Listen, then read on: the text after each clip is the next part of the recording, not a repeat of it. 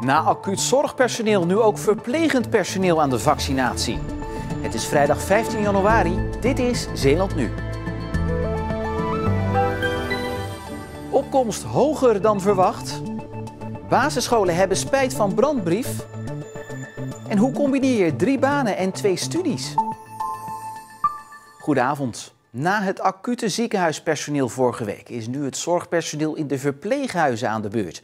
Vandaag startte de grote vaccinatiecampagne voor de duizenden medewerkers in de ouderenzorg. En het epicentrum van deze operatie zijn de Zeelandhallen, waar de aftrap vanmorgen plaatsvond. Veel reuze mee. Ik had er meer van verwacht. Waarom heeft u ervoor gekozen om gevaccineerd te worden? We hebben 2 keer een uitbraak gehad. De laatste is nog maar sinds 1 januari geleden, zeg maar. En we zijn nu gelukkig coronavrij, maar ja, het hakt er wel in. Het is wel pittig. Er hebben natuurlijk ongelooflijk veel mensen aan gewerkt om dit geregeld te krijgen.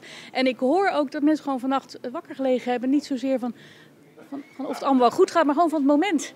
En de grootsheid ervan. Eindelijk is dan ook de grote massavaccinatie begonnen in Zeeland. En de opkomst is onverwacht hoog. 9500 medewerkers uit de verpleeghuizen zijn uitgenodigd.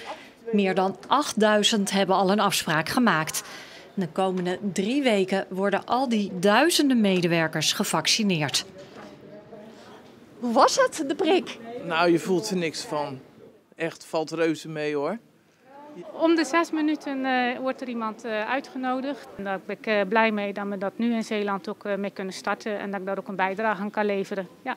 Het is steeds in je gedachten, hè? Ik vind het toch gevaarlijk op je werk. Je hebt toch te maken met zieke mensen. Nou, niet alleen voor mij, maar ook voor hun natuurlijk. Ik wil gewoon heel graag dat er een einde aan komt. En ik denk dat we daar allemaal een beetje onze verantwoordelijkheid voor moeten nemen ook. De ouderenzorg is blij. Zij zijn als eerste aan de beurt. Maar de gehandicaptenzorg is teleurgesteld. Zij zouden bij deze groep zitten, maar zij moeten nog een paar weken langer wachten. Ik vind dat echt heel teleurstellend. En wat ik wel kwalijk vind, is dat ik zie dat in de ouderenzorg de geluiden zijn dat ook mensen van ICT bijvoorbeeld gevaccineerd worden.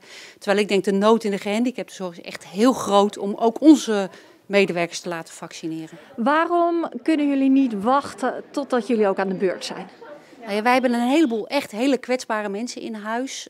Mensen met veel onderliggend leed, medische ziektes, bijvoorbeeld mensen met ziekte van Duchenne. Die zijn enorm kwetsbaar, die kunnen nu echt geen kant op. U bent echt boos hierover, hè? Ik ben hier echt boos over, ja. De gehandicaptenzorg is dus teleurgesteld. En ook de huisartsen, hoorden we deze week, zijn boos dat ze nog niet aan de beurt komen.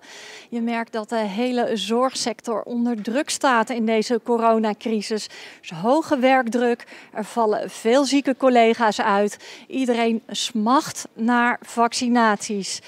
Deze medewerkers uit de ouderenzorg die vanaf vandaag worden gevaccineerd, die hebben geluk. Zij kregen voorrang van de minister.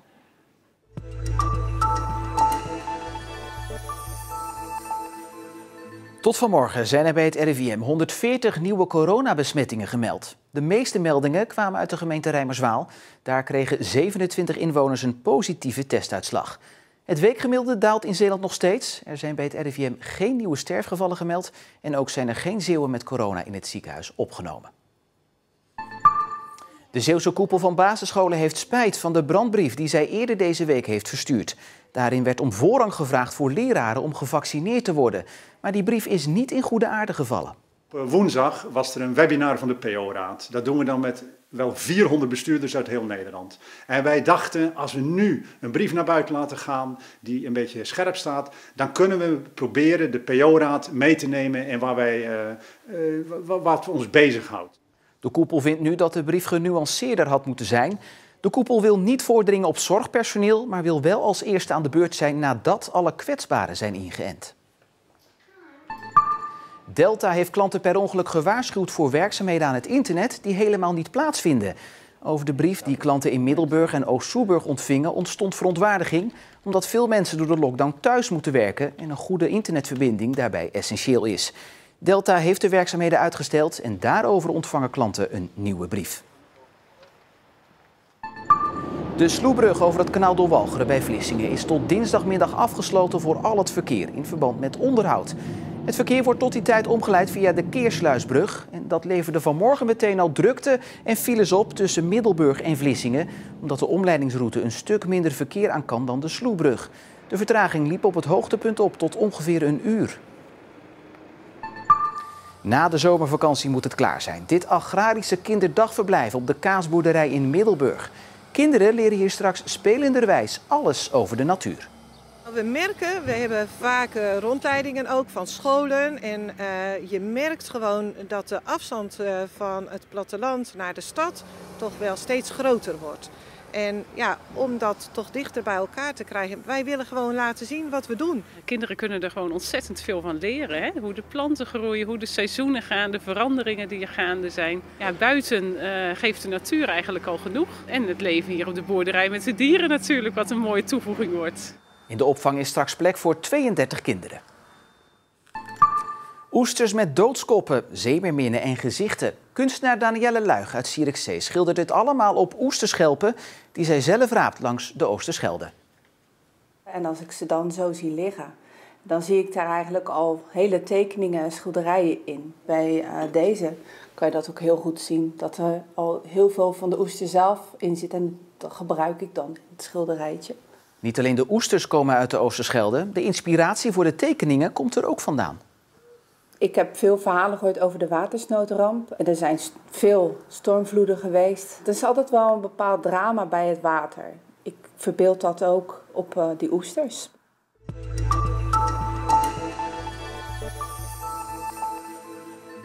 Dat Michel Gijs een druk leven heeft is een understatement. Want hij volgt 2 studies en runt 3 bedrijven en houdt er ook nog wat hobby's op na. Maar waar haalt deze ambitieuze en ondernemende twintiger de tijd vandaan? Ik ben sinds mijn 17 begonnen met mijn eerste bedrijfje. En nu 3 jaar verder zitten we op mijn 3e bedrijfje. Daarnaast doe ik nog 2 studies en ik doe heel veel sporten. Waar sommige jongeren graag uitslapen of gamen, is de 20-jarige Michel Gijs uit Kwarendamme dag en nacht bezig met andere dingen. Iedere dag die heeft 24 uur. Nou ja, vul die maar gewoon, zeg maar. Je moet natuurlijk ook slapen, dat is wel het belangrijkste. Maar ik begin zeg maar om 8 uur, ga ik een stukje rechtsgeleerde bijvoorbeeld leren. Dan begin ik om 11 uur met international business. Nou, daartussen doe ik ook stage lopen. En dan 's avonds als ik thuis ben, dan wil ik nog eens eventjes gaan werken. Dat werken doet hij voor 3 van zijn eigen bedrijven. Het eerste bedrijf in communicatiemiddelen begon hij op zijn 17e. Wat ga je kiezen? Dat was gewoon heel moeilijk. En op een duur had ik via Marktplaats, via Facebook, had ik allemaal verschillende advertenties online gegooid. En we keken gewoon waar het meeste vraag naar was. En uiteindelijk was dat op de portefeuille. En sindsdien ben ik daarmee verder gegaan. Kort daarop begon Gijs zijn tweede onderneming. Iets heel anders. Ik liep door de straten in Milaan en ik kwam er eigenlijk achter van, hey, dat is een leuk kledingstuk. En ik wil eigenlijk iets Italiaans, wil ik naar Zeeland brengen en echt gaan opstarten. En toen kwam ik eigenlijk bij mezelf op het idee om een kledinglijn te gaan beginnen. Het meeste werk kan Gijs van het huis doen, maar voor zijn 3e bedrijf moet hij regelmatig de deur uit. We hebben een platform opgericht, Delica Thuis. Hoi. Goedemorgen. Goedemorgen. Hoi. Kijk, hoe gaat het? Ja, goed. En daar worden eigenlijk alle Zeeuwse restaurants en speciaalzaken, die gooien we erop. En uiteindelijk krijg je dan een heel mooi overzicht van alle restaurants en speciaalzaken die er in Nederland zijn. Zijn dit de 2 dozen die op de website komen dan? Ja, dit zijn onder andere de 2 brunchboxen die op de website staan. Het is een brunchbox die je kan gebruiken voor ontbijt of voor lunch. Het liefst wil ik natuurlijk met een van de bedrijven verder gaan. Maar ja, je weet nooit. En anders wil ik bij het liefst een multinational, bijvoorbeeld Nieuwkoop, mijn stageadres, wil ik verder gaan. Het was grotendeels bewolkt, maar zo nu en dan kwam de zon er ook nog even doorheen. Maar dat was vooral een zeldzaam fenomeen vandaag. Tijd genoeg dus om de slee van zolder te halen en de wortels en rozijnen voor de sneeuwpop alvast klaar te leggen. Want het gaat nu toch echt gebeuren. Morgen in de middag gaat het sneeuwen en dat blijft nog liggen ook. Geniet ervan, want zondag is het weer weg. En tot zover Zeeland Nu voor vandaag. Nog een fijne avond, een goed weekend en tot morgen.